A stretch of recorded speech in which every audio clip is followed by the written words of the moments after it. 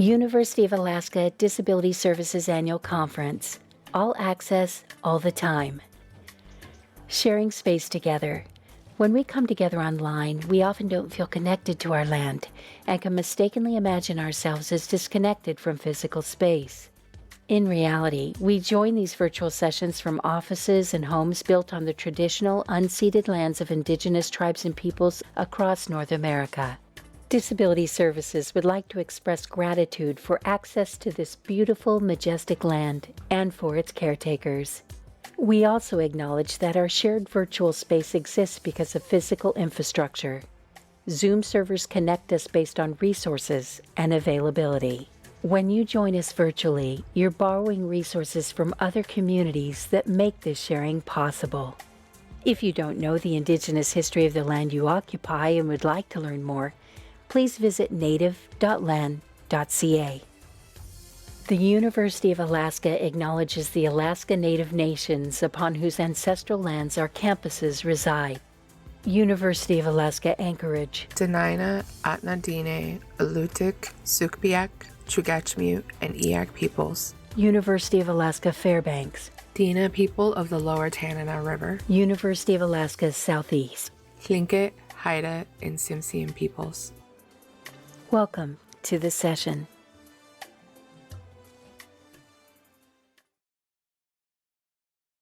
Thank you so much for the warm welcome, and it is my honor to get to be back here with UAS and getting to meet everybody. I'm truly excited for what we have in store today and throughout the week with our conference. For those of you who don't know me, my name is Haley Moss. I am also a white woman. I have auburn reddish hair with bangs. I have pink lipstick on and I'm wearing a pastel colored shirt with different corals on it. And behind me is a bright pop art type painting in a black frame. To get us kicked off, we're going to start sharing our screen and talk a little bit about access, although we've done a fantastic job doing that already. So without further ado, we're going to talk about dismantling ableism and barriers and really celebrating and embracing neurodiversity. If this sounds like a bunch of words that you don't know what it means, please do not worry. We will unpack all of this together. No matter where you are in your learning, learning is genuinely for everybody.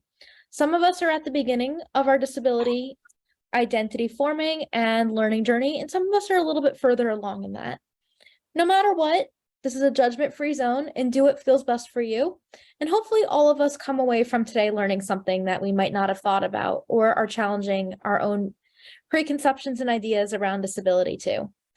So to kick us off on access, I too do my best to make sure that I can create an accessible environment to the best of my ability.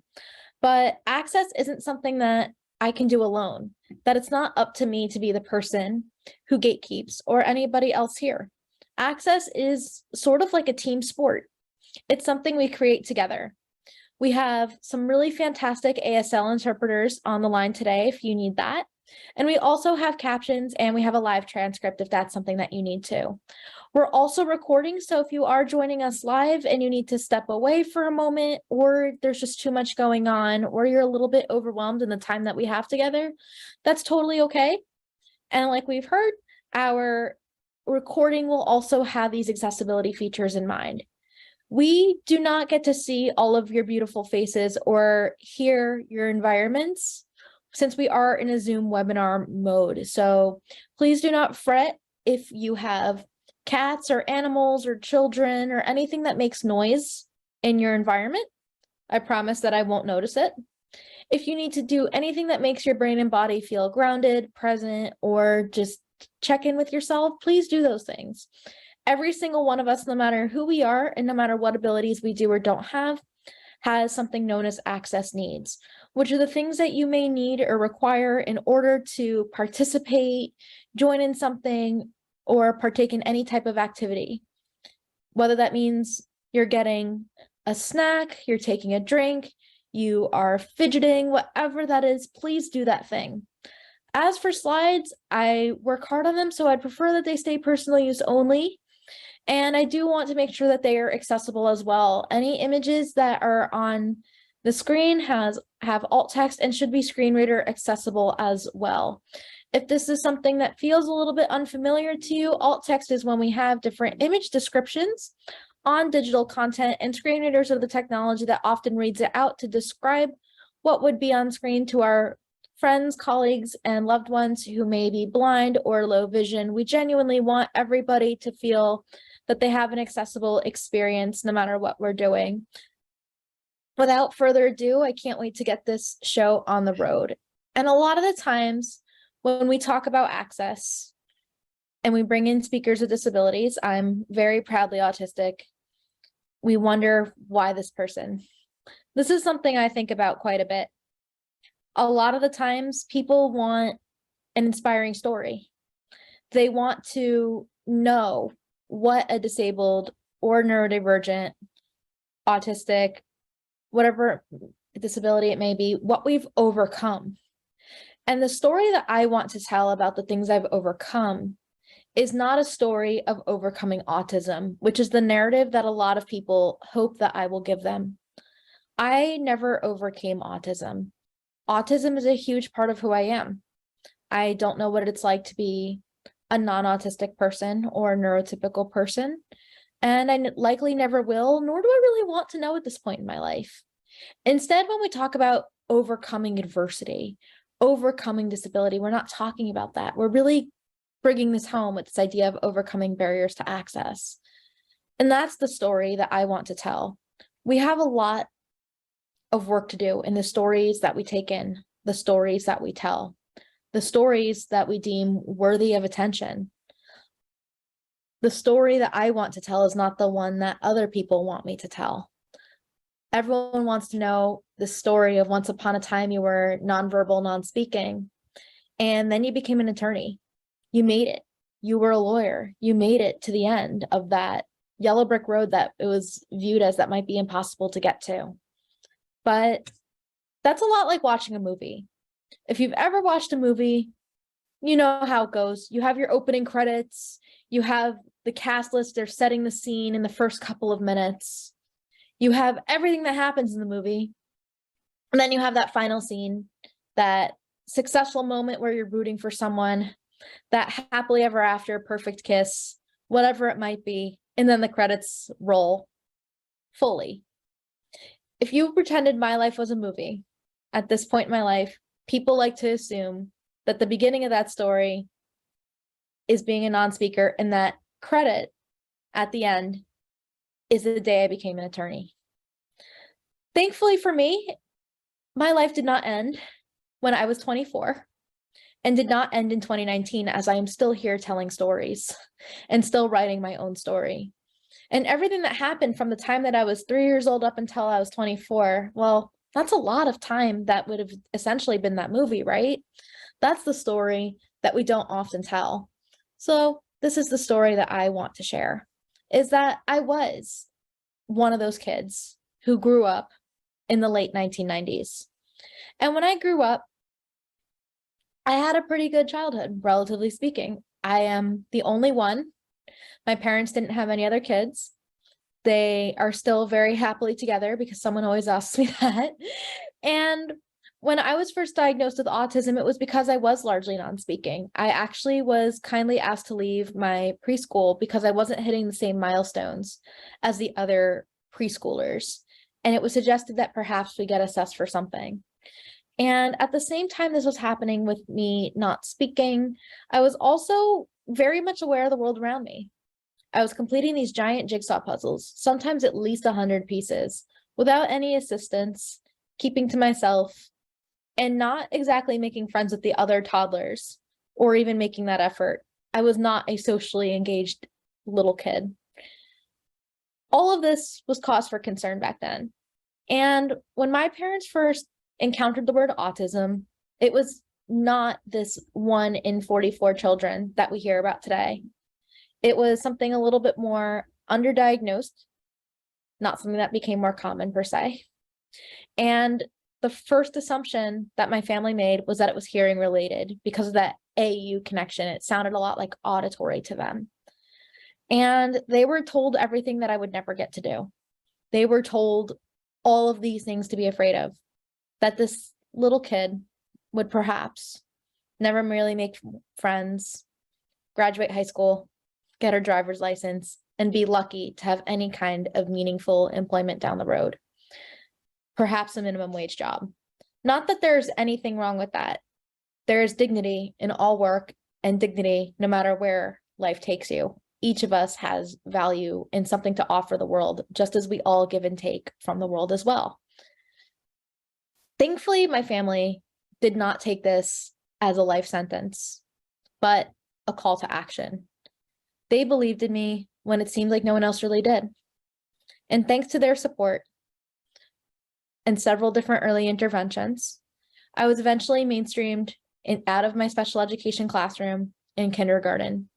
I finally began finding my own voice when all of my early speech was just repeating things like echolalia that everybody else was saying, or just crying, screaming, and pointing at things because I didn't have the words to get out. That somehow I was experiencing things but didn't have a good way of communication. But finally, at that point, maybe around first grade or so, I truly began to find my voice. And it turned out this very quiet kid who largely kept to herself had something to say. And I continued to have what to say. We think about development and we think about autism as this very linear thing. We think about how most children develop, that everything follows this very perfect order that it's supposed to get done. Like when you start talking, when babies start crawling, when they eventually start standing up, if they start standing up, if they start walking, running, all of these different things, that we look at this as everybody hits these different milestones. And when we're supposed to be doing things. But for me, I wasn't hitting those in that same order. But it didn't mean that something was necessarily wrong or that I would never hit those milestones. What it meant is that I would perhaps hit them in a different order. It's a lot like the alphabet, that we all may have some familiarity with our A, B, C, D. You know how the rest of the song kind of goes. I'm not going to sing it for you because I'm not that good of a singer. But if I sang it out of order, as perhaps the picture on our slide suggests, it doesn't mean that I don't know my ABCs, or maybe I won't hit them in the same specific order. Instead of looking at it as I might skip around, perhaps, maybe I'll start at A and then maybe wind up somewhere at D and then Q and then maybe back to B somehow. It doesn't mean that something was wrong or that I failed. It might just very much be a remix, so to speak. That every single one of us has this path that we follow. And this was the path that I was on. There are some things still that I was hitting before my peers, such as being extremely self-aware and realizing that I, in fact, was not going to go to a very far away college because the idea of living away from home was too much for me. I was very overwhelmed at the prospect and realizing I wasn't going to go very far. That was a self-awareness that I had that maybe a lot of my peers at 16 and 17 years old didn't have. Their goals were to get as far away from their parents and families as possible. And often they didn't think twice about all of the different accessibility options that they would have. For me, I was scared to go on an airplane by myself. I didn't end up doing that until I was in my early 20s. It doesn't mean I never got there. Just like somehow I still can't figure out how to parallel park or park regularly for that matter. And I'm nearly 30 and I'm still trying to get that straight. It just doesn't go the way that I hope. My brain does not make sense of depth perception. It is a struggle, but hopefully, perhaps, maybe when I am 30, I will get that figured out. And I will hit these developmental and personal milestones on my own time, my own remix of my ABCs, my own chronological order that I'm meant to follow. It doesn't mean I'll never get there. Now, right now, does not mean never. Right now is just simply right now.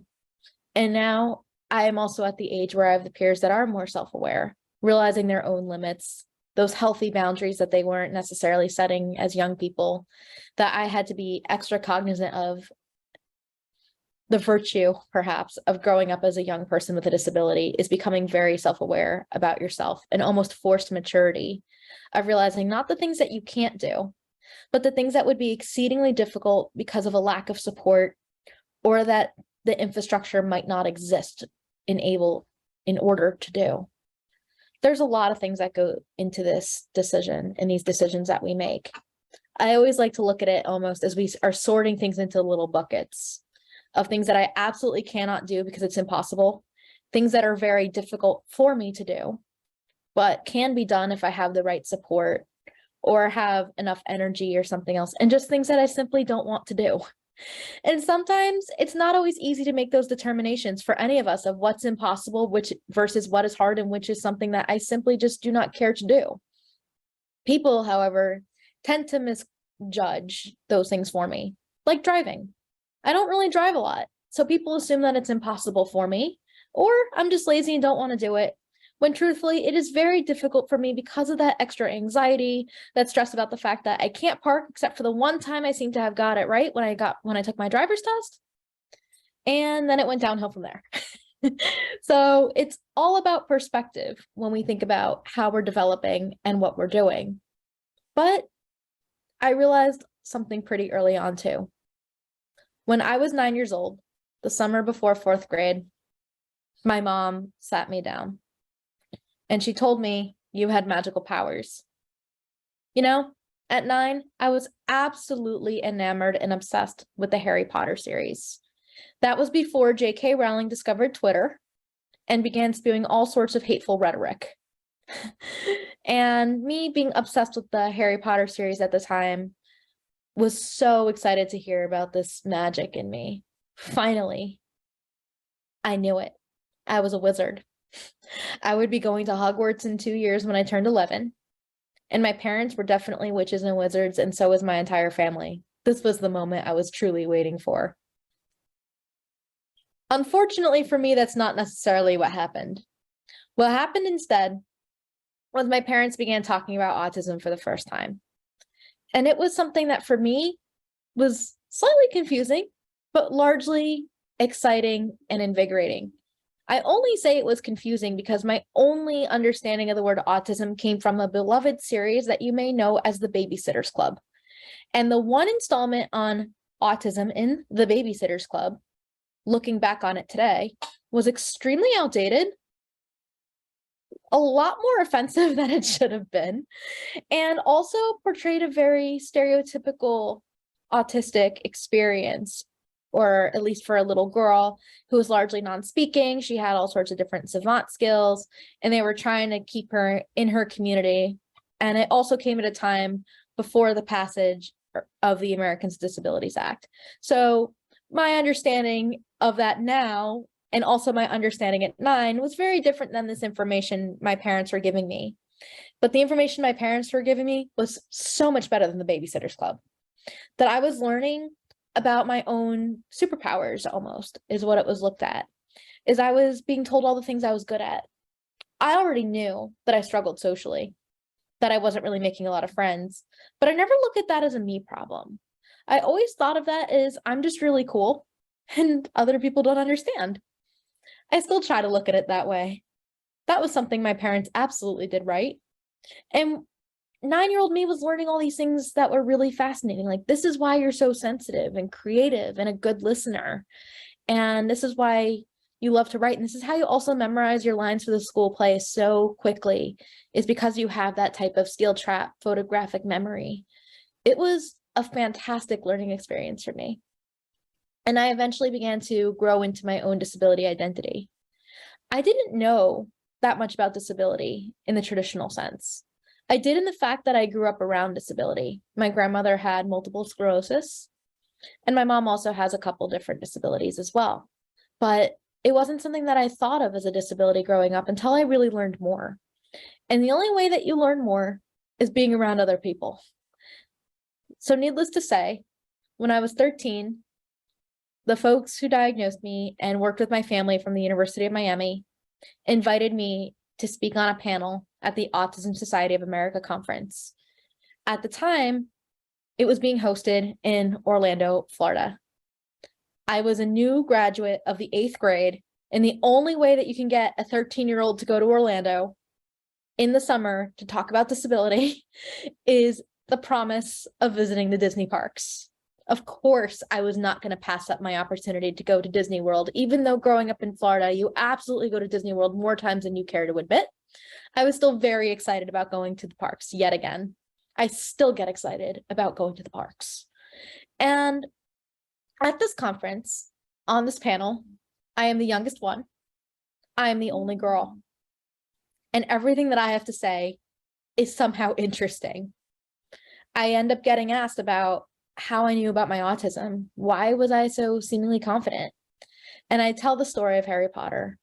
And the person who asked that question was associated with a publisher.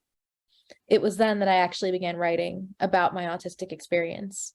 I didn't think it was something I was ever going to do, but I realized that I can help another person, that maybe I wouldn't feel so alone, and I didn't want someone else to feel alone. That's the thing when you grow up as a young person with a disability. If you don't have that same peer experience, so I didn't know any other autistic people really until I got to that conference, that it was I hope to make someone else feel a little bit less alone. That was the giving back that I wanted to do.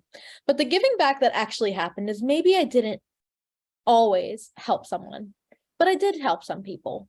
Maybe someone did feel less alone because of something I went through, and they said, I went through that too. But the thing that selfishly I learned was a lot more about self-advocacy and self-determination. I learned how to share what I needed, to maybe ask for help, and also to be confident talking about my own disability, which is something I never thought that I would do. When I first had that conversation at home as a 9-year-old, the conversation I thought would end there, or at least be something that later translated to people who really needed to know. People like my teachers, my doctors, my future employer, or if I ever had a romantic partner, whoever needed to know would be who needed to know. And that is not exactly the direction my life has taken me, by evidence about the fact that I am speaking about it here and do this all the time, and also continue to write and talk about disability stuff a lot. And all of this actually leads me to going to law school, which to me is still the wildest thing I ever did. And I'm so proud of that. But at the same time, this is the part of the story that everybody seems to get confused and wrong and misunderstand. That we look at this as the big success, that you went to law school. Your university offered you a full scholarship on public interest because you were going to go into disability rights, that you passed the bar exam on the first try. All of that sounds wonderful. That is the story when you look at it as just sunshine and rainbows. But the story underneath that is something else entirely. The story underneath that I don't often tell, the story that I find myself telling when we talk about accessibility, about overcoming barriers to access, is things that, like, my law school denied every accommodation request I had, beginning with housing and all the way through. Somehow for them, my disability was not apparent enough. They put other roadblocks in that way when I needed to have those conversations. You need an updated evaluation. I was 20 years old. I had known I was autistic, as have my parents, with more medical records and things since I was 3 years old. Usually people wrongly assume this is a late diagnosis problem if you don't have enough proof. But somehow that bar just kept getting set higher and higher, even with the mountains of childhood of having a 504 plan.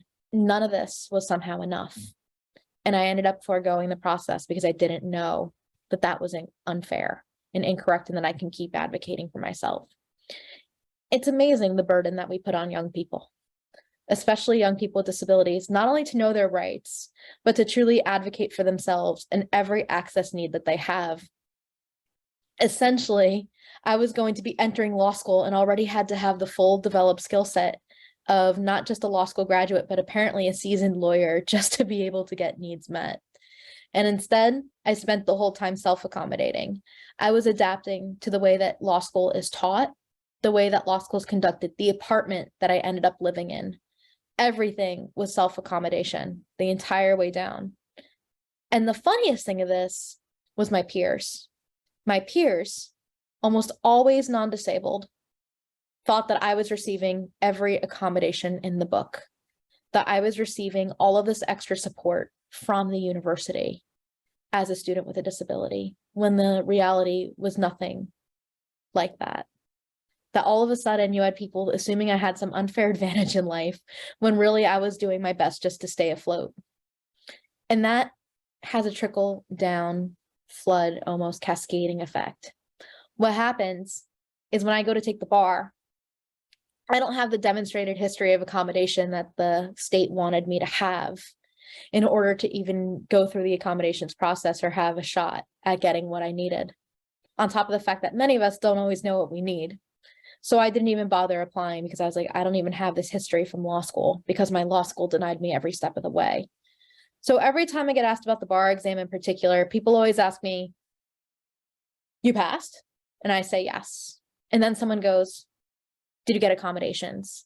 As if somehow receiving an accommodation would have made passing less of an achievement. And I look at them and I say no.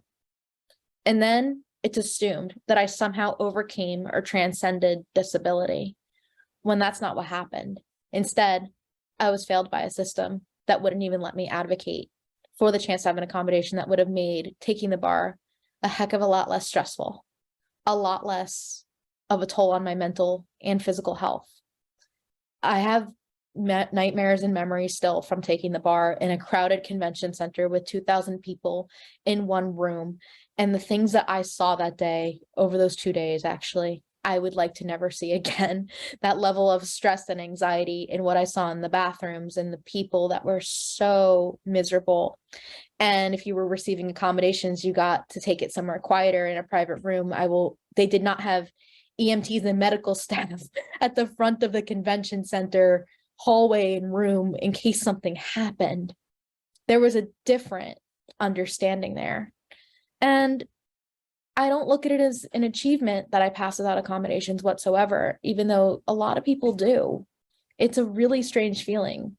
So is having to balance my gratefulness for the financial support from my law school with criticizing the fact that they did not support me in an accessible manner.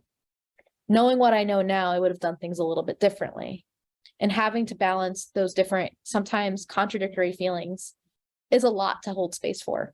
But I am trying to be better to younger me, who didn't know what to do at 20 and 21 years old, who wasn't a fully fledged attorney. And then somehow all of this ends up cascading again. The story that everybody wants to hear is the story that's getting told about Florida's first openly autistic attorney, the story of being a non-speaker who became a lawyer. And while becoming an attorney was indeed the proudest day of my life professionally, it really made me question the stories that we're telling, the stories we tell about disability, the story that everybody wanted me, my family, and my employer to tell. My employer was actually trying to push a narrative that nobody else wanted to give me a job at one point, that's the story they wanted to tell. That wasn't true. Everyone had a different story of who I was and what I had gone through. Everyone wanted this nonverbal to lawyer story. And if that's the story that I end up telling, or the story that people take away from me, then I failed in some way, because that's not who I am. That doesn't tell you about the inaccessibility, the people who said no to me and my family every step of the way, the fact that I'm still having to prove that I am competent when other people have the presumption of competence, that I still have to remind people I took the same bar exam, the same courses, I didn't get extra help, I didn't have some easy version of the story. But something good did come of all of this. For any of you who are lawyers or have ever thought about law school, and for our students with disabilities who are ever thinking about going this way, or if you have students who are thinking of going this way, our profession is not the most accessible and accommodating place. It's also not the most safest place that people with disabilities are able to disclose and be open. Every year, the National Association for Law Placement does a study, and they assess diversity in the profession. This year, 2022, was the first year we had over 1%. Yes, you heard me right, 1% of lawyers who self-identified with having a disability. Every year that was lower than 1%. It was a really fascinating and terrifying thing to think about, but finally things seem to be changing in the right direction. And so I hoped. But that's just my story, not the story of all of us. I want to tell the story of people with disabilities, not fully because I only have one experience, mine, but I want to kind of switch gears on the perspective that we have. And when we think about these stories of overcoming, we talk about these a lot. The stories of overcoming barriers to access, like the one that I want to tell you. But when we think about what we're overcoming, people always assume that it's the disability itself or challenges associated with that disability. There are things that are related to my disability that I am indeed overcoming and adapting as best I can, but it doesn't mean that I'm going to wake up one morning and not be autistic. I am working very diligently on trying to have confidence in driving, to maybe not have certain executive functioning challenges, to maybe sleep more than 8 hours a night because that's extremely difficult for me. There are things that would definitely improve my quality of life and that I am doing my best to work through and around. Low expectations. So much to say about low expectations that people have had for me and others like me. The stereotypes and prejudices that we face, those are things that I've had to overcome, because I've even had people say, Haley, there's no way that you can be autistic. You're a girl. You're an adult. That's a thing that affects kids. Are you a computer genius? All sorts of different things. And I realize I have to push back and prove people wrong on those things too. And then there's the things that I also deal with, that self-doubt, lack of confidence, the internalized ableism that I don't always have the best way to make sense of, but that's something we'll unpack because I'm still unpacking that in my own life too. And the big ones, people who don't believe that we're competent or having to prove competence, and inaccessibility.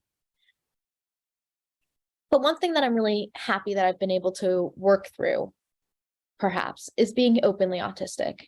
And for me, being open means that I don't have to hide or mask my autism, and I have the freedom to be who I am. I realize that this is something that is a head scratcher for some people, that being open about autism seems like a no-brainer, perhaps. Maybe there is no way that we're able to mask or not, but not everyone has the freedom to do this. Maybe it's someone who's newly diagnosed who doesn't feel comfortable. Maybe it's an autistic person who is marginalized in ways that I'm not, whether it's by gender, by race, by sexual orientation, that might be subjecting themselves to suspicion, danger, other socially and politically adverse consequences by just being themselves, by appearing more disabled or different than otherwise expected.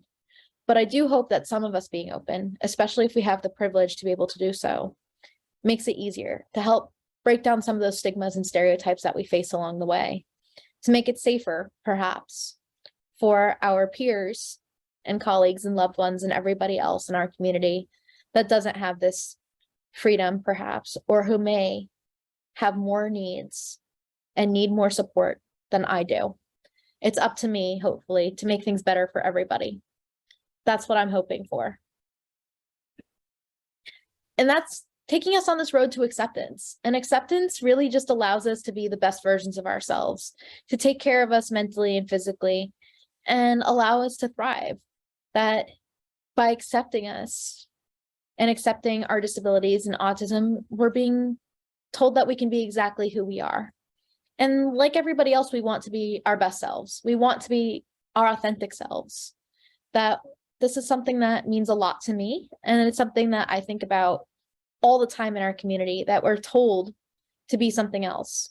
A lot of the messaging that I've gotten throughout my life is be yourself, but not like that.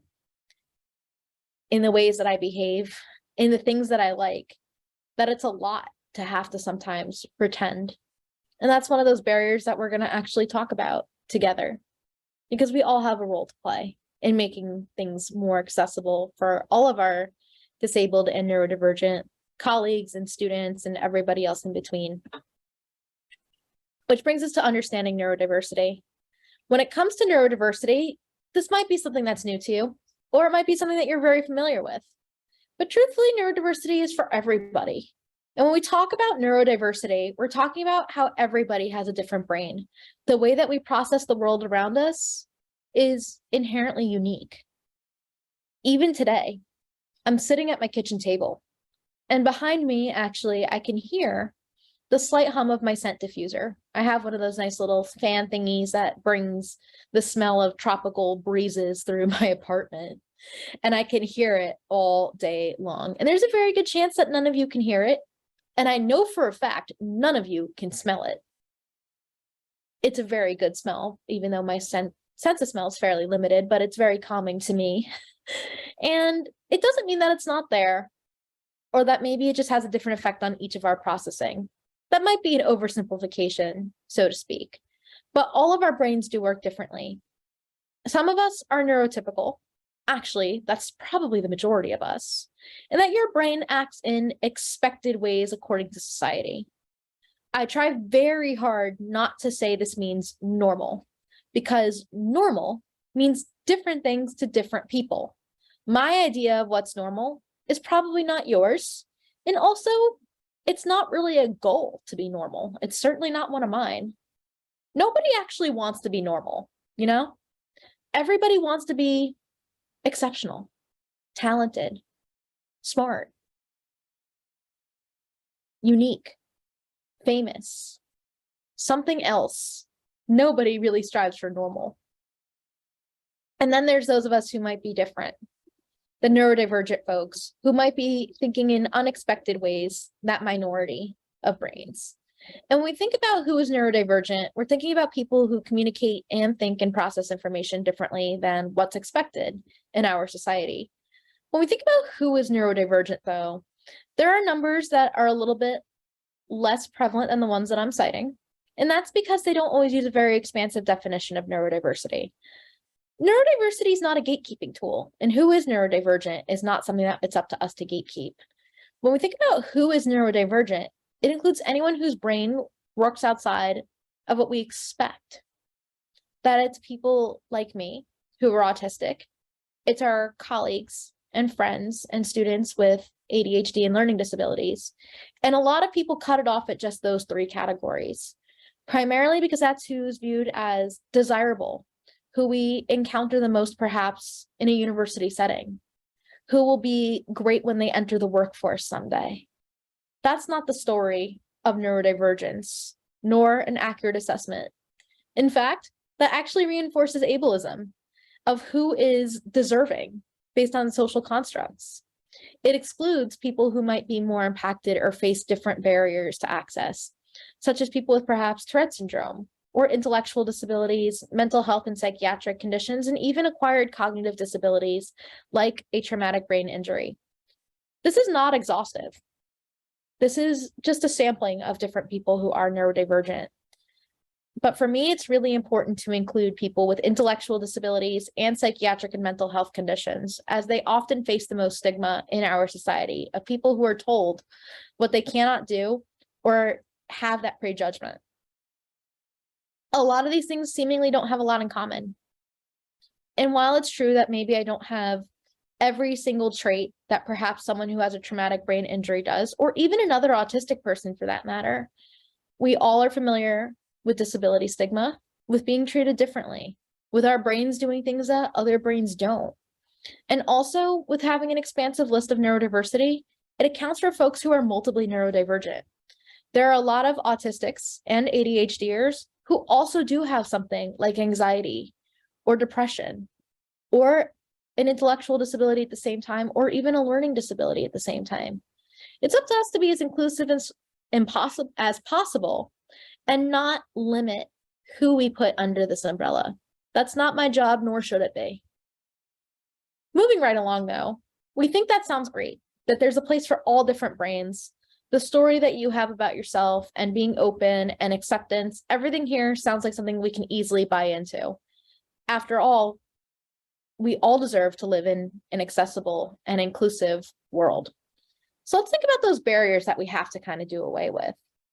And some of those big barriers in particular that we have on inclusion and access for everybody really boils down to three big things in my book. The first is ableism.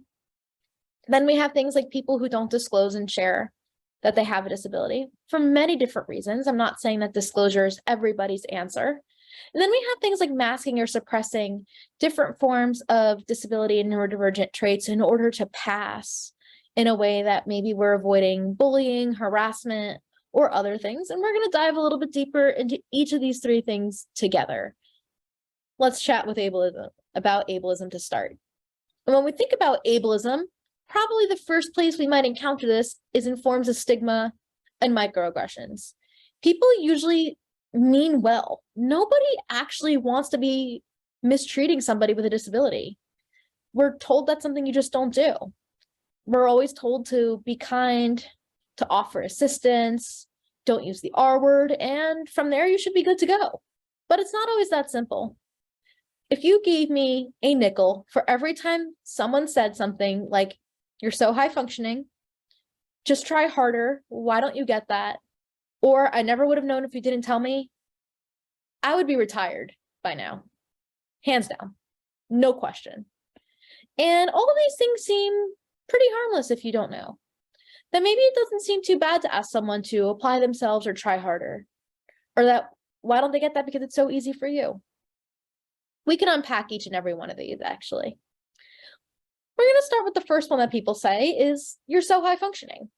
And sarcastically, my first instinct is to say something like, "Well, you must not be to say that." But I'm not allowed to do that because I try to understand that everybody's at a very different place in their learning and understanding. And I too, once upon a time, would label myself as high functioning. I do not do that because functioning has many different things as to what exactly it entails. I can tell you two different versions of myself. I could tell you about the version of me who is living independently, who has a career, who has a roof over her head, who has friends, who has hobbies. And you're going to go, "Yeah, that person's really high functioning. And she also has a higher education under her belt. Yep, super high functioning." But I could also tell you about the same person who has dirty dishes in the sink, who doesn't drive, who struggles a lot with organization and executive functioning, and struggles to keep friends at the same time because of those social cues and things like that. And you go, "Well, that's the lower functioning person." But they're both the same person in this scenario.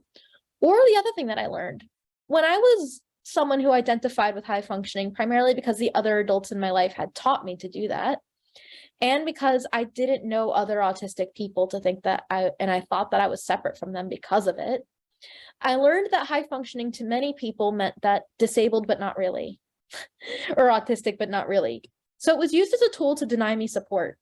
That support, access, and accommodations were people who were lower functioning, which is totally not true. We have a lot more in common than you would think.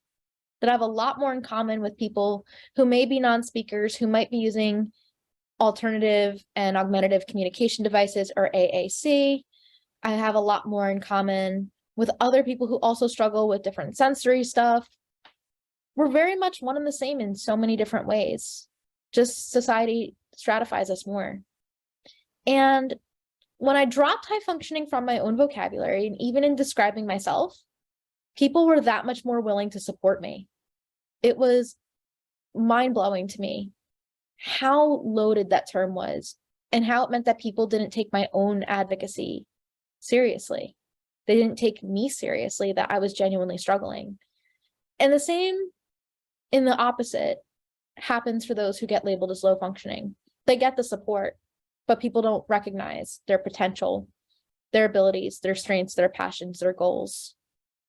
It's not a fun place to live. So I always try to replace this vocabulary whenever I can with describing what somebody's needs are precisely. A lot of us have been told to apply ourselves, try harder. Why don't you get that? Every single one of us has strengths and weaknesses, and there are things that I am good at that you might not be, and things that you're really amazing at that I can only dream of being amazing at. And that's totally okay. That's what makes us people. And that's kind of my take on that. And sometimes I am trying my best, just like I try my best to keep my house clean. And it doesn't always go the way that I hope it does, but it doesn't mean that if I try harder, I will suddenly have less dust around the house. Sometimes it's just a war I'm not going to win, and sometimes it's just really hard. People, thankfully, are pretty understanding about that.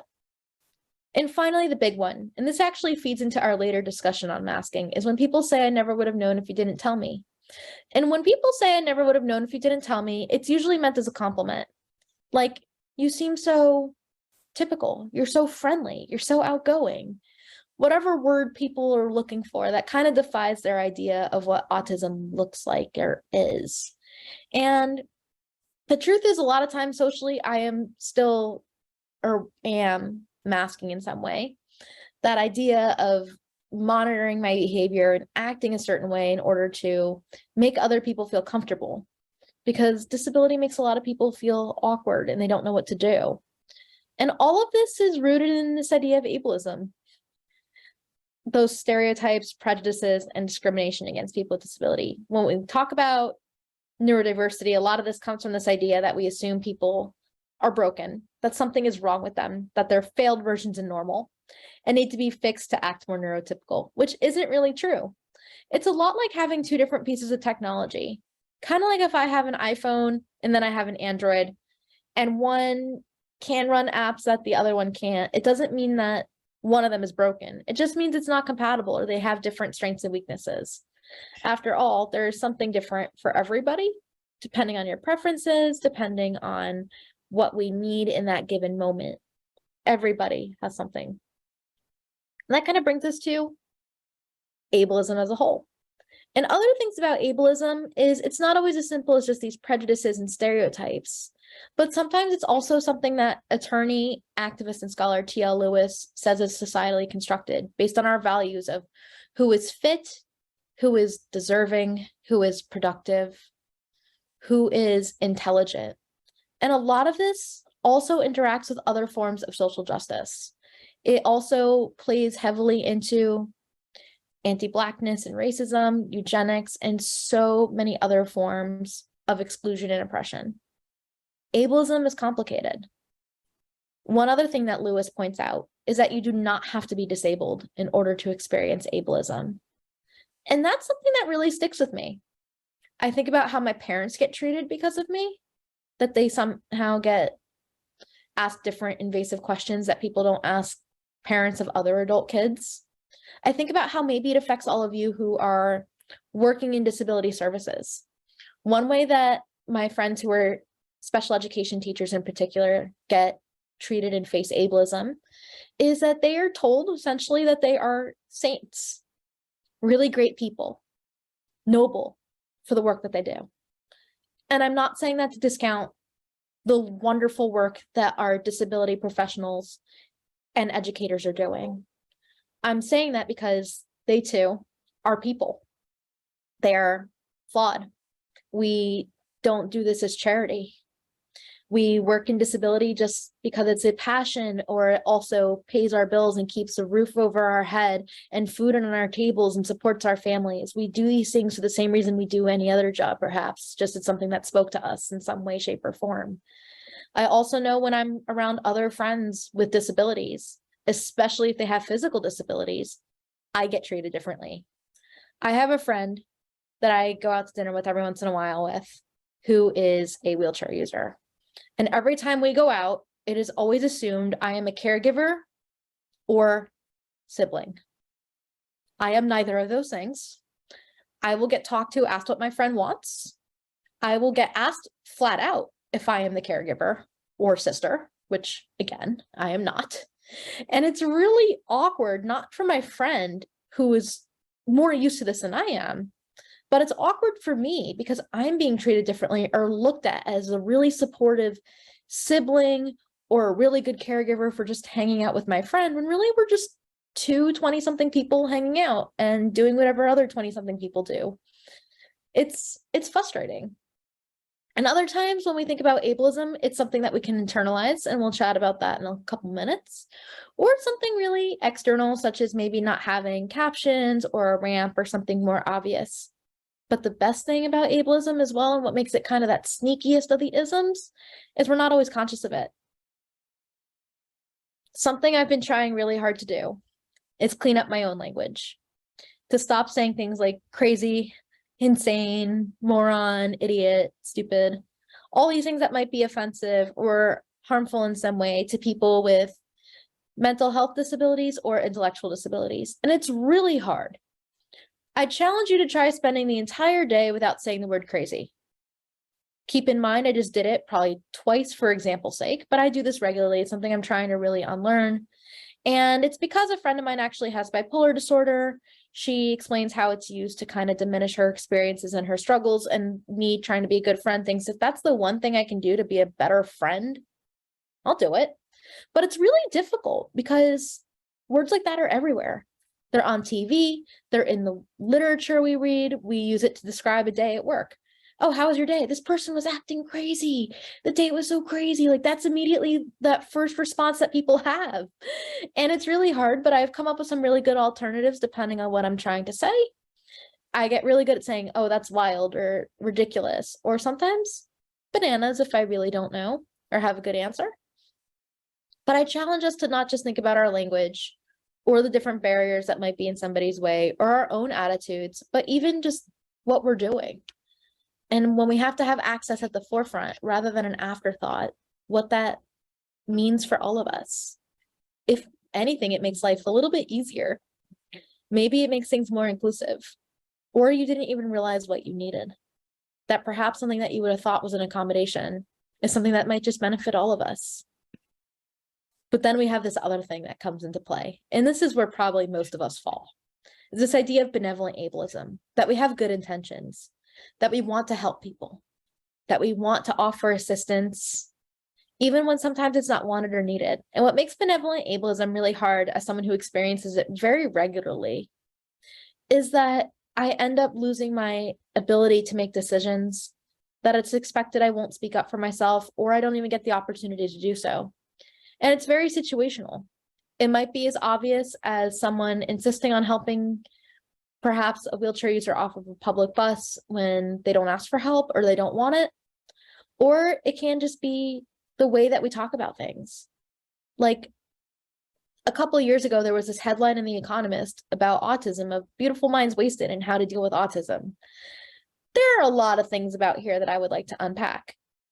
Primarily this idea of my wasted potential.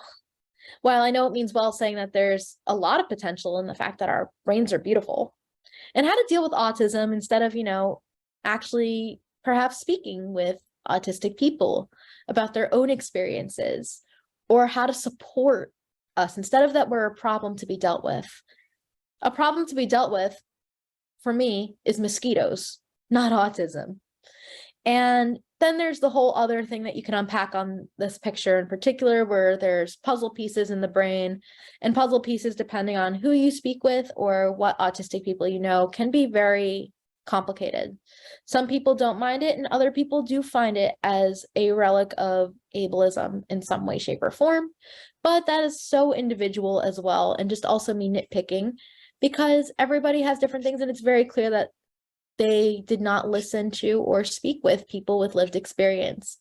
And when we think about benevolent ableism, it's also the hardest thing for us to unlearn, because we really do mean well. And think about why we sometimes offer help to people. I get offered a lot of help that I don't want, I don't need, especially when I'm in other workplaces. Usually somebody wants to feel good about themselves, or they're afraid of doing the wrong thing.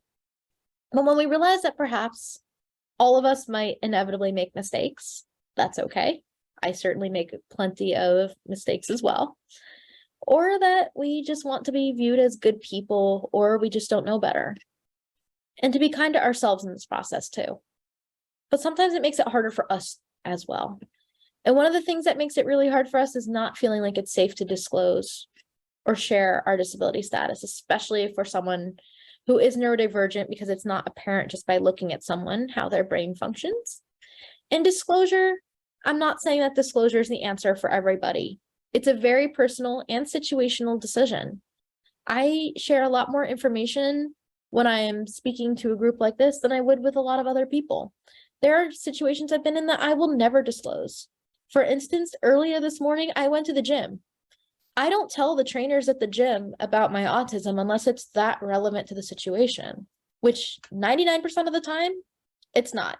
I'm there for my workout. I am there to zone out and be told what to do so I can do it in a safe, supportive environment with somebody making sure I don't hurt myself. My autism doesn't feel super relevant there. So that might be an example where I don't disclose, and how I do disclose at work, at school, to friends, to someone I'm meeting for the first time and might want to go on a date with. All of that stuff is very, very different. And it's an exhausting mental gymnastics almost to have to work through. And there's a lot of reasons people don't share too, that we don't want to be perceived differently as weak or receiving special treatment, both of which are things that I have been perceived as that I didn't enjoy. I did at times receive special treatment because someone was trying to be inclusive and accessible. This happened in the form of many wonderful lunches when I was working somewhere from my boss, that I would get taken out to lunch when none of the other employees often did.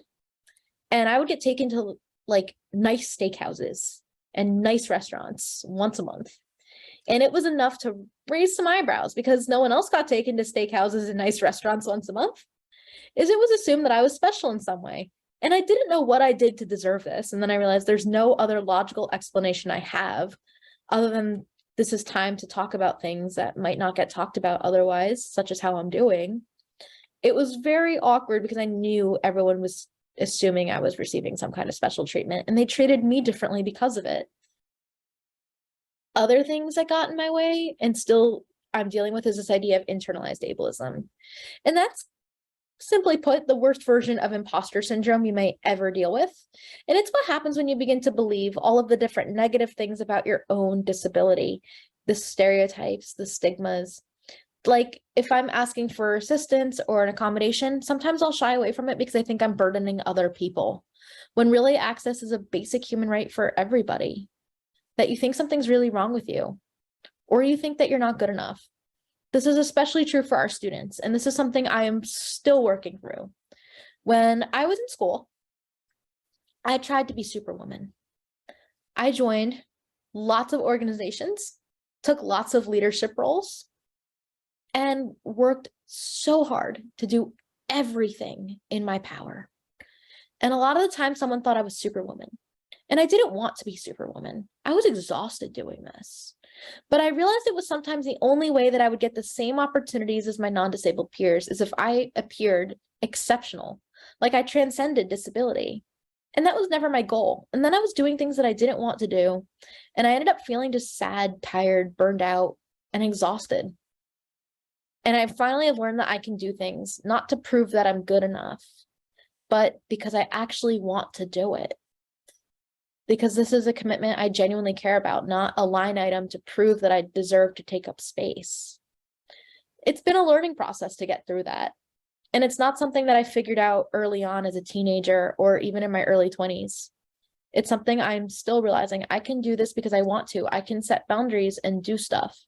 And of course, there's the regular fears about when you disclose or share. Again, this is so personal and so individual, but those pre-existing stereotypes and discrimination. Maybe I don't want to have to be autism 101 to every person I meet, or I don't want to help them unlearn their stereotypes. I am still a person. And also that fear of being discriminated against is still very real. Even though we do have rights that protect us under the law, it's not always that simple either. And enforcing them can sometimes be a whole other battle that's inaccessible, as our justice system often can be, because of money, of time, of resources, of the emotional and financial toll that perhaps suing or filing a complaint of some sort would take. All of which, again, are so valid and might be part of that reason somebody doesn't share and doesn't feel that sharing their story adds any benefit. But then there's the other thing that kind of goes hand in hand with this idea of masking. And we talked about masking just a little bit. This idea of taking on personas that feel more neurotypical, of sort of suppressing neurodivergent traits, that smile a lot, the shoulders back, make sure you're speaking in a specific tone. If you have ever worked in retail or customer service, this probably feels vaguely familiar, that your brain is thinking one thing and somebody's talking to you and you have to act a very specific way. And then you just come home and you kind of want to scream inside or loudly. That's kind of what masking feels like, to put it lightly, except you're doing it all the time, not just for an 8-hour shift. And camouflaging goes straight into that, of just performing social behavior or hiding certain behaviors. So for me, that might be even suppressing the way my hands move. So something you might not have noticed while we're here together is my hands move constantly. I am always fidgeting with something. Today is no different. And I purposely will hide that so you don't see that, because I want it to feel Like, you're not going to be distracted, even though it's something that's really important and keeps me regulated. Typically, when we talk about masking, though, especially for neurodivergent people, it's viewed as a thing that just women do, that girls and women are the only ones who do this. The research really talks a lot about girls and women and masking, but that's not something that's just for women and girls. That's far from true. It's a different presentation, perhaps, of different disabilities. And our motivations might be different based on gender, might be different based on culture, of race, of other things. Saying this is just a women's thing is just a lie. It shuts out so many different people that for many of us, it's a survival skill. It's not trying to fool people into that we're indistinguishable from our peers. It's not trying to evade a diagnosis. If anything, it's something that ends up holding us back. But it's something that so many of us do just to survive, to avoid being bullied, harassed, discriminated against, to sometimes save our lives or keep us out of danger. There are many things that go into this decision, or maybe it's just something we're taught to do in order to have as many opportunities as possible. That's what I was taught as a young person, is that sometimes you have to know certain social skills and do certain behaviors just so people leave you alone, that you won't get bullied. That was me in high school. Me in high school was a nerd. I love the Pokemon series, and I really loved the Pokemon series as a high schooler. And in order to make friends, there were not a lot of girls and other peers of mine that were as madly in love with the Pokemon series as I was. So the it thing at the time was the Twilight series, everything about vampires. But you bet, in an attempt to appear as neurotypical as possible, to make friends, and to have some form of acceptance, I knew everything there was to know about vampires, and I tried to keep my Pokemon hobby as something that stayed home with me, that it wasn't something I got to take too much out into the wild, so to speak. And I was able to blend. I didn't get bullied. I felt like I was lying every time I said that I cared about Team Edward or Team Jacob, but it kept me safe, that I was not harassed and bullied, and my life at school wasn't completely miserable. It was just exhausting.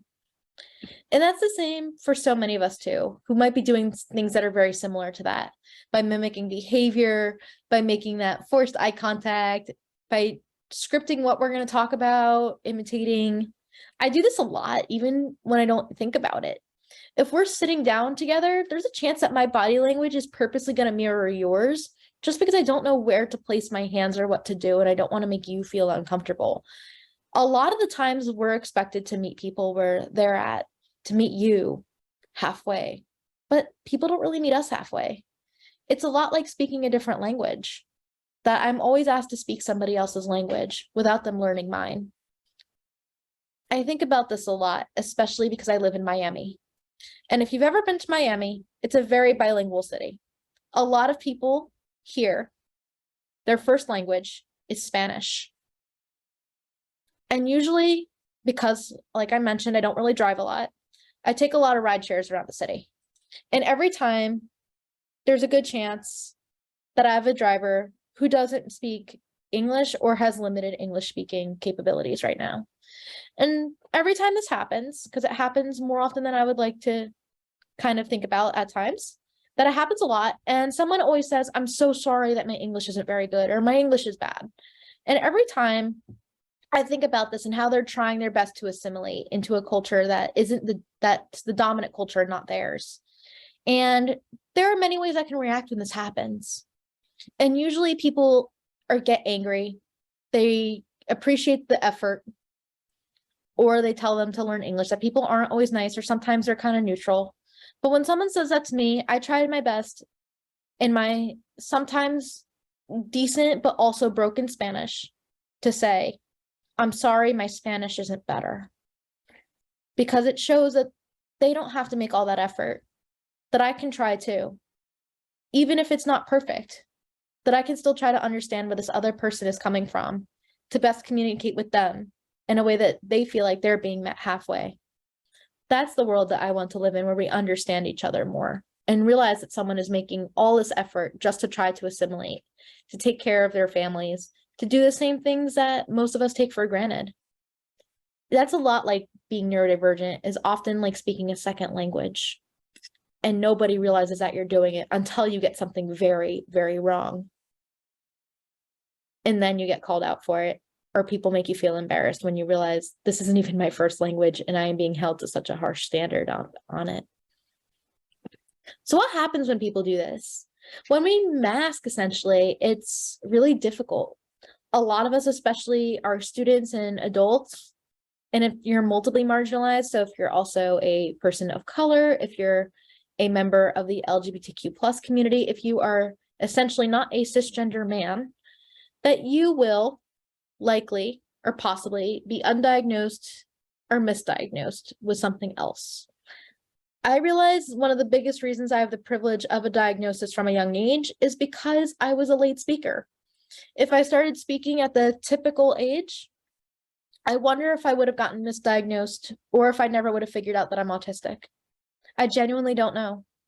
I do have hope that perhaps I would have figured it out at some point when I was a teenager, when I couldn't keep up with all the different demands of school and was facing this mental and physical exhaustion from masking all the time, and made me feel burned out and depressed and just exhausted in every way, shape, and form. A lot of us feel like we lose skills and coping mechanisms when we're masking. So even now that I am trying my best to keep my hands from moving, and it breaks my focus entirely. So when my hands are moving, I do a lot better. But other ways that we regulate ourselves and things that feel normal, so to speak, to us are taken away. And then there's also that identity piece, that if people only like me when I'm not quite myself, then who am I? What am I doing? And all these people that like me for something that I don't think is really me, what's the point? I don't want to be best friends with the kids at school who think about the Twilight series as the greatest thing on earth, because they're not going to accept me when they realize I don't even care. And I am just trying to make sure that I don't get myself into social situations that I feel uncomfortable and scared in, because I don't want to be bullied like some of the other autistic kids that I knew. That there's so much that goes into this, and it's exhausting to think about, but I promise we can do better. That's what makes me hopeful. That we can have a future that works for all of us, that we're able to do a better job advocating for ourselves and others. And one of the biggest things that we are able to do is learn self-advocacy skills. And that idea of self-advocacy is really making our own decisions, speaking for ourselves and alongside others, and really taking control of our lives. And this is something that often we expect young people to just be good at, but something about self-advocacy is it's for everybody too. I do not enjoy being the only person who has to advocate for my own needs. A lot of the times if someone else does it, it's super helpful. Just like how we have a lot of different accessibility features today and throughout the conference, that benefits all of us. And sometimes the person who probably advocated for it is not the person with the disability, that it might be someone else who wants to make sure that that advocacy burden isn't just falling on that person. A lot of the times self-advocacy falls on new people and young people. It doesn't always have to be that way. It can also fall on everybody to take care of our community. That's what disability justice is really all about, realizing that we're interdependent, that everybody has something to offer, and also things that we take from our communities. What else can we do? We can also help our neurodivergent young people be their best selves. And a lot of us have interests and passions that define our identity and our self-confidence and make us who we are, especially if that thing is the thing that maybe our young people want to do when they leave college and grow up, or they leave grad school. When we have more understanding of neurodiversity, we just do better, that we don't feel like we have to mask as much. But people always worry, like, if this is something that we know is happening, it's going to cause problems at work, at school, anywhere. But the way that I like to look at this is to focus more on treating the environment, that oftentimes it's not the disability that's in the way. It's this social model of disability thing where we treat the environment, that the environment is the thing that's more problematic and inaccessible than the disability itself being disabling. So we can treat our environment to make it more accepting, sensory friendly. We can make it more accessible to everybody, so then everybody has fewer barriers and obstacles to face in having a great social life or academic life or professional life or anything in between. Which also makes me think about what if we reframed neurodiversity and neurodivergence. A lot of the time, I'm asked to talk about everything that's hard for me. I'm asked to share my deficits and pain and struggle, but I'm not often asked to share my strengths and my joy.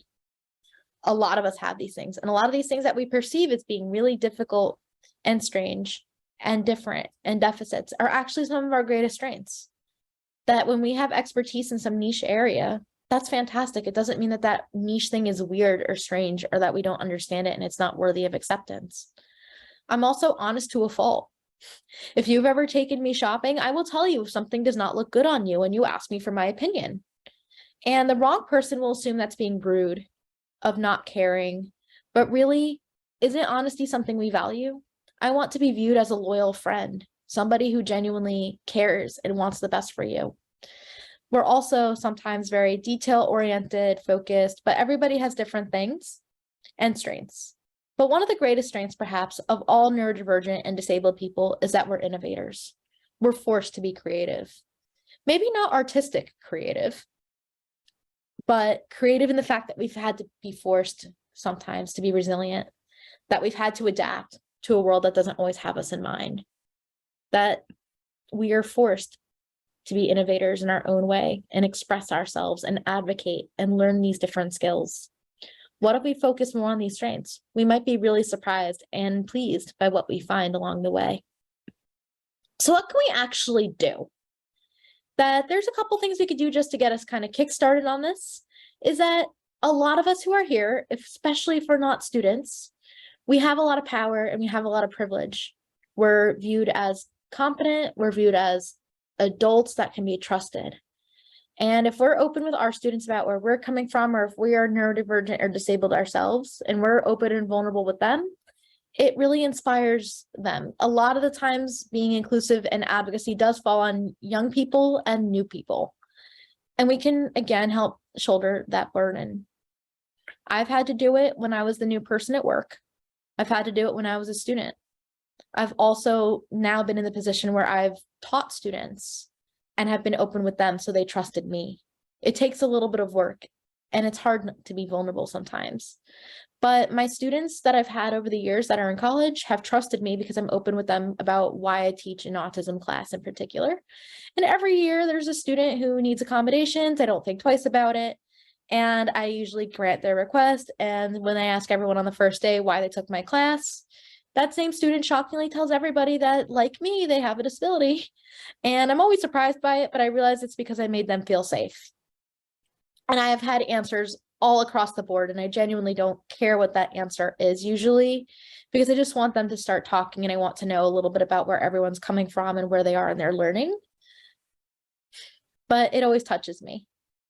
Other things that we can do is look beyond the stereotypes and go beyond them and really match people to things that they're good at. Anytime that I've been asked to do things that I'm not so great at because of a stereotype, I've always felt like I was going to flounder, be found out, or get in trouble. But when I actually got to do things I enjoyed and was good at, I was a lot happier. My work product, my academic performance was better.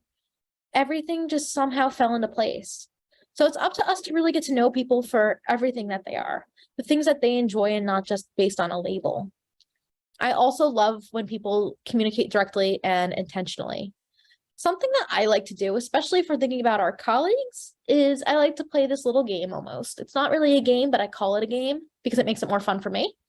And I will ask you to come up with like 2 or 3 bullet points about yourself and how to work with you or how to best communicate with you. I might tell you I'm not a morning person and I really don't like unprompted phone calls. That might be the only 2 things I tell you. They tell you nothing about my disability or disability status, but it's something that you can keep in mind. It doesn't tell you that I get anxious and assume somebody must be in trouble or died if I get an unprompted phone call. And it also doesn't tell you that perhaps I am someone who is not a morning person because I have a family, I have other needs, or don't talk to me because I haven't had my coffee yet. It doesn't really answer any of those questions, but it's enough that we can be more inclusive and accommodate everybody based on their own preferences and style.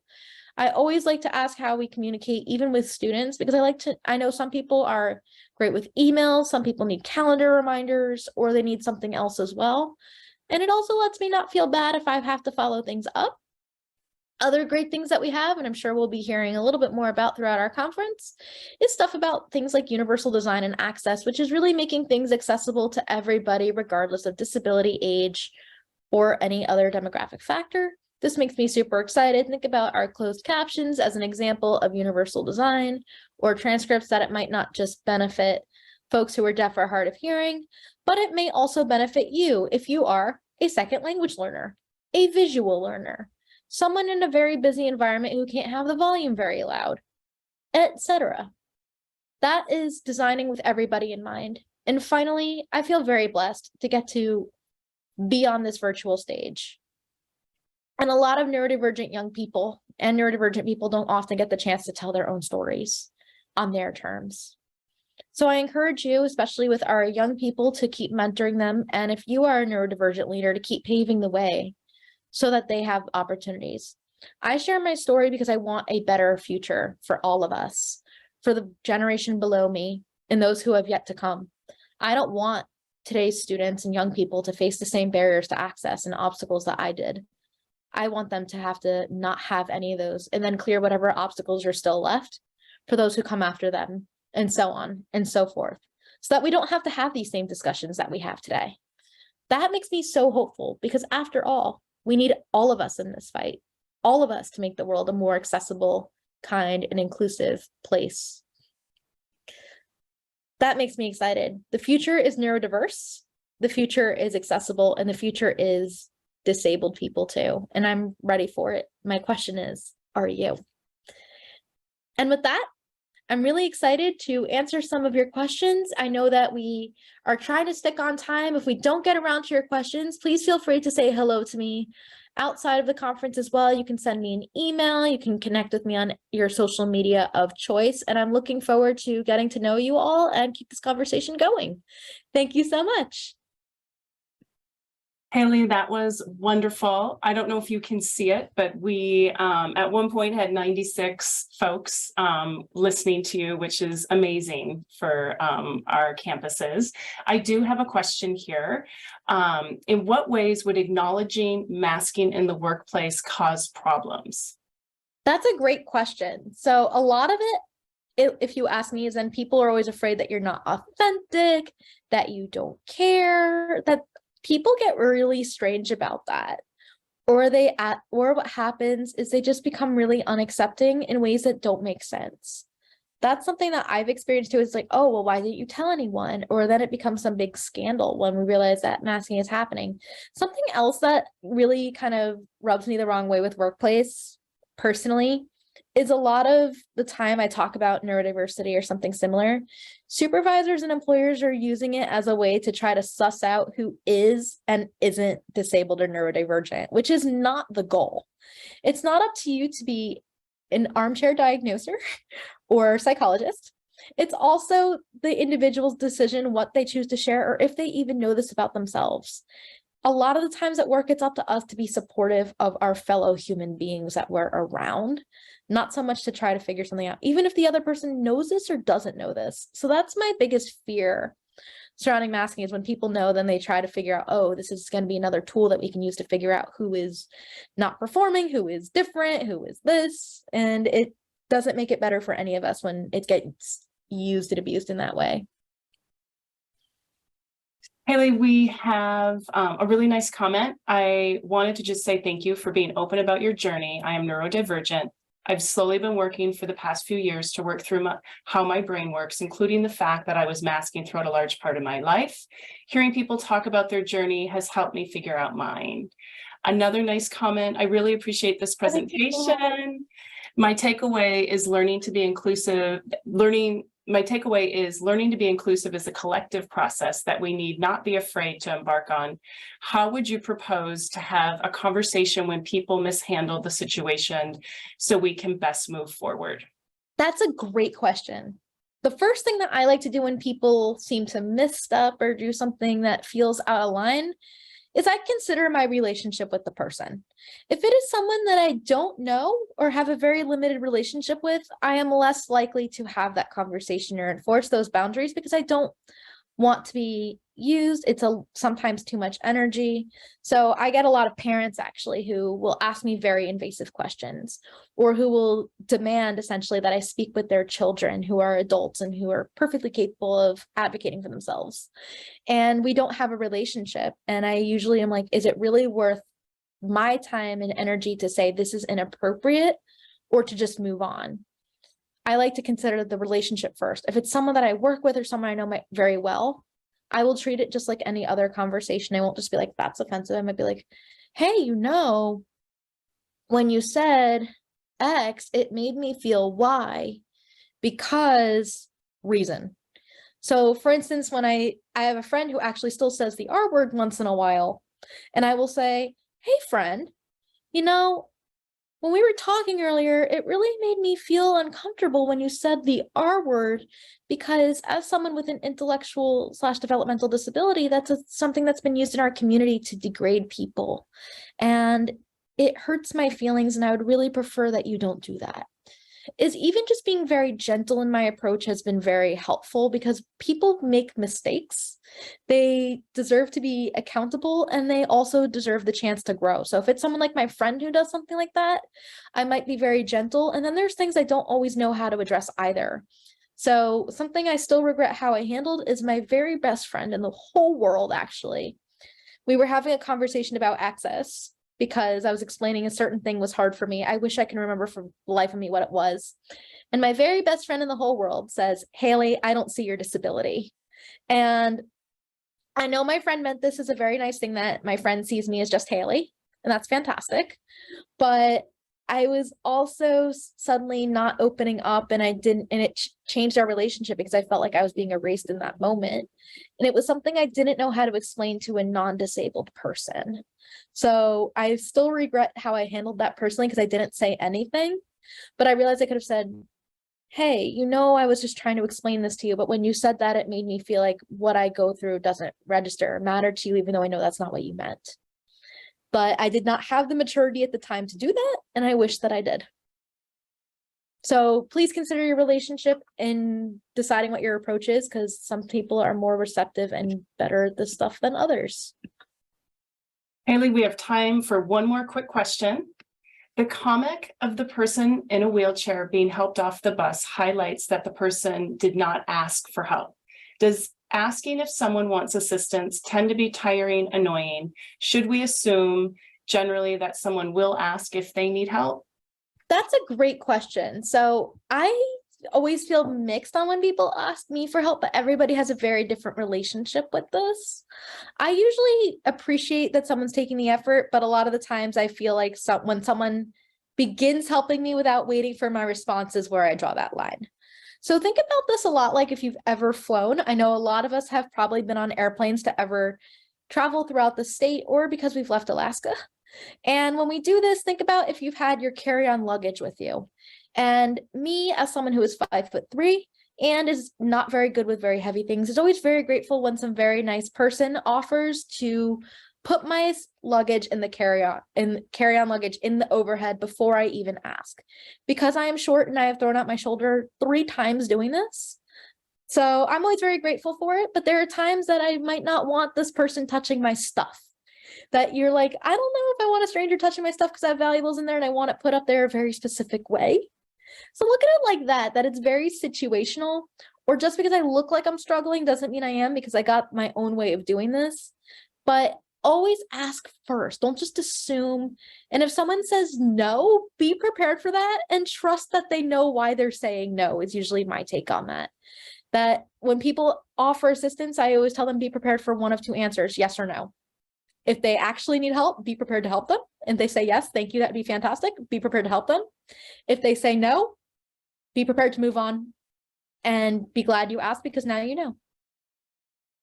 All right, we're right at 11:30. There is one more question, but before I share that with you, I just want to say thank you, Haley, and thank you for all the participants today. We understand some of you probably have 11:30 appointments, and hopefully we'll see you this afternoon for our student panel. And that begins at, I should know that begins at 2 o'clock. So one last question. Do you have a few more minutes, Haley? Yeah, I can stay a little bit longer. Excellent. How to navigate advocating for others versus engaging in benevolent ableism. That's so great. So I always like to check with what are our intentions? What are we doing? And I look at advocacy as not that we're always doing it for someone, but I look at advocacy as we're with somebody. So what are we doing perhaps to help amplify this person's voice rather than be their voice? That's usually my take on it. That's my little litmus test on advocacy is, are we doing this alongside with somebody with their consent, collaboration, what they need, or is this something I'm doing because I'm assuming or that I'm advocating on their behalf if they don't want me to? It's not always easy to figure out, and that's okay. I promise that it's all a learning process, and I too am still working with this stuff. Wow, that was amazing. Thank you, Haley. I so appreciate you coming to our campus yet again. So once again, we have the student panel, same link this afternoon starting at 2. And we will be back in tomorrow morning from 8:30 to 9:30 for the coffee chat. We had over 20 people this morning. Please join us tomorrow. We had lots of fun, lots of good questions. And then tomorrow at 10 and at 2, we are going to be talking about the accommodation process and how to stay out of hot water with accommodations. Thank you all for coming. And once again, thank you, Haley. Everybody have a good day.